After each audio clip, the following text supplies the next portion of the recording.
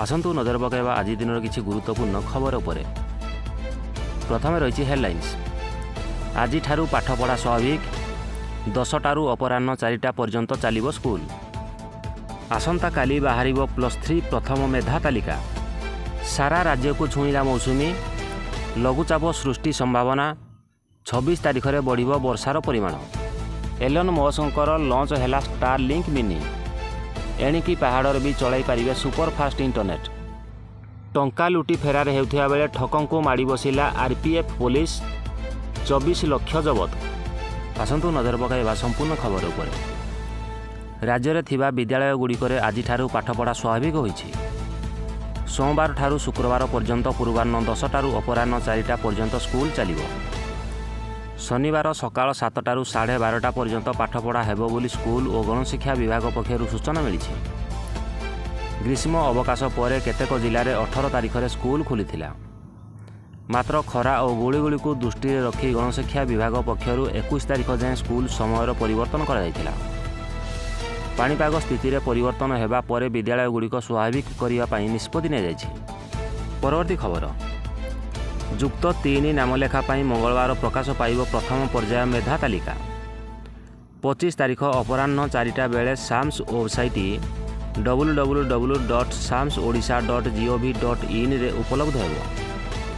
मेधा तालिकार स्थान पाइथिबा छात्र छात्री माने 26 रु 29 तारिख मध्य नाम लेखाई पारिबे। उच्च शिक्षानुष्ठान और विषय में पढ़ा आग्रही थिले फ्रीज ऑप्शन देवे। अन्यथा स्लाइड ऑप्शन दे अन्य शिक्षानुष्ठान पुनः नामलेखा प्रक्रिया सामिल हो पारे। फ्रीज बा स्लाइड ऑप्शन दे सारिबा परे छात्र छात्री माने आवश्यक फी पैठ करेंगे। सेहीपरि द्वितीय पर्याय मेधा तालिका जुलाई 5 तारिख में प्रकाश पाइबाकू थिया बेले योग्य छात्र छात्री माने जुलाई 6 रु 9 तारिख मध्य नाम लेखाई पारिबे। जुलाई 15 तारिख में तृतीय पर्याय मेधा तालिका प्रकाश पाइब। सूचना योग्य चलित वर्ष समुदाय 2,37,795 जन छात्र छात्री आवेदन करिसेंति। तन्मध्यरु 2,33,452 जन निर्धारित फी दाखल करी आवेदन प्रक्रिया संपूर्ण करिसेंति। 1054टी शिक्षानुष्ठान 2,74,507टी सीट उपलब्ध रही। प्राय 41,055टी कम आवेदन होइथिबारु +3 रे बहु सीट खाली रहिबा निश्चित होइछि। परवर्ती खबर। सारा राज्य को दक्षिण पश्चिम मौसुमी वायु छुईथिबा भुवनेश्वर पाणीपाग विज्ञान केन्द्र पक्षरु सूचना दिया जायछि। मौसुमी प्रभाव में राज्यर विभिन्न अंचल हालुकारु मध्यम धरणर वर्षा होइछि। आसंता 26 तारिख बेलू वर्षा बढ़िबा संभावना रही। उत्तर पश्चिम बंगोपसागर में एक लघुचाप क्षेत्र सृष्टि होबार संभावना थिबारु मौसुमी अधिक सक्रिय हेबो एवं 26 रु 28 तारिख पर्यंत दक्षिण उत्तर उपकूल एवं आभ्यंतरीण ओडिशार अनेक स्थान में भल वर्षा हेबो बोली पाणीपाग विशेषज्ञ शरत चंद्र साहू कहिसेंति। जून 8 रे ओडिशा को स्पर्श करिथिला दक्षिण पश्चिम मौसुमी वायु पाग अनुकूल नथिबारु दुर्बल अवस्था मालकानगिरी एवं एहार पार्श्ववर्ती अंचल में 10 दिन पर्यंत रही। मौसुमी सक्रिय जोगु रविवार सकाळु विभिन्न जिले में वर्षा होइछि। आसंता 2 दिन पर्यंत उपकूल और उत्तर ओडिशा सहित आभ्यंतरीण केतेक जिले में कालबैशाखी प्रभाव में बिजुली घड़घड़ी सह वर्षा हो पारे। आसंता 24 घंटा मध्य बालेश्वर भद्रक जाजपुर केन्द्रापड़ा कटक जगतसिंहपुर पुरी खोर्धा नयागढ़ गंजाम गजपति मयूरभंज केन्दुझर अनुगुल ढेंकानाल बौद्ध कंधमाल एवं रायगड़ा जिला को कालबैशाखी येलो वार्निंग जारी करा जायछि। 26 रे खोर्धा नयागढ़ बौद्ध कंधमाल कलाहांडी रायगड़ा गंजाम झारसुगुड़ा और सुंदरगढ़। 27 रे गंजाम कंधमाल नयागढ़ कलाहांडी रायगड़ा गजपति नवरंगपुर एवं नुआपड़ा जिला को प्रबल वर्षा येलो वार्निंग जारी करा जायछि। पाणीपाग विशेषज्ञ श्री साहू कहिसेंति 26 तारिख बेलू घूर्णिबलय सृष्टि हेबो। 27 तारिख सुधा उत्तर पश्चिम बंगोपसागर में लघुचाप सृष्टि होगा संभावना रही। 26 तारिख अपराह्न किंबा राति वर्षा आरंभ हो। 27 और 28 तारिख ओडिशा रे लघुचाप सक्रिय रहिबो। परवर्ती समय में छत्तीसगढ़ एवं झारखंड मुहाइब। जून रे नियंटिया वर्षा जोगु स्थिति गंभीर हो पड़ी। पाणीपाग विभाग सूचना अनुसार जून 1 रु 23 पर्यंत सारा राज्य में 88.7 मिलीमीटर वर्षा रेकर्ड होइछि। यह स्वाभाविक वर्षा तुलन में 39% कम। नियंटिया वर्षा जोगुं 4 जिले स्थिति अति उत्कट रही। पुरी, बलांगीर, बालेश्वर और मयूरभंज जिलागुड़िक 60% कम वृष्टिपात होइछि।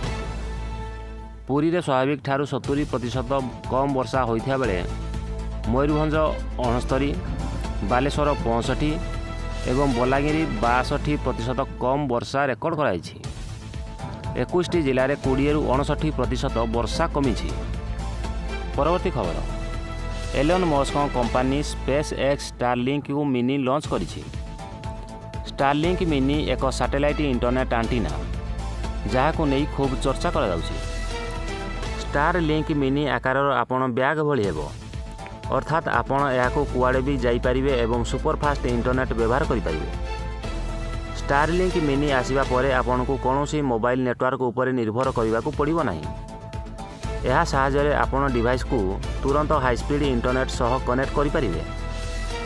कंपनी एही नुआ लॉन्चिंग को नहीं स्पेस एक्स रो Starlink engineer BP Michael Nicolo X रे सूचना दैछंती।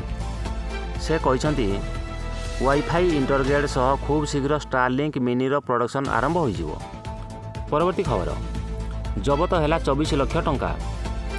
8टी बंडल रे 3 लाख लेखाएं भर्ती करी ट्रेन रे नहीं जाउथिया बेले धरा पड़िले अभियुक्त।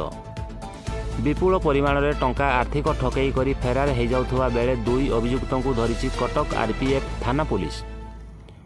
Cuttack RPF police Cuttack station नु जांच करी सेमानकु जाजपुर रोड स्टेशन रू काबू करिबारे सक्षम होइछि। 2 अभियुक्त बिहार रो मनिहारी थाना अंचलर राम नारायण यादव और शेख सिराज बोली आरपीएफ पक्षरु सूचना मिली। 2 ठंक को धरिबा परे तेलंगाना नालगोंडा पुलिस को हस्तांतर करिछि कटक आरपीएफ। अधिक टंका फेरस्त दियाजिबो कही नालगोंडार रामचारी नामक व्यक्ति ठारू 24 लाख नेइथिले एही 2 अभियुक्त, किंतु टंका फेराइबा परिवर्ते फेरार हो जाइथिले। तेलंगानारू फेरार होइथिबा जानिबा परे पुलिस अभियुक्तों मोबाइल ट्रैकिंग करथिला। 2 जण जाक फलकनामा एक्सप्रेस रे यात्रा करुथिबा जणा पड़िथिला।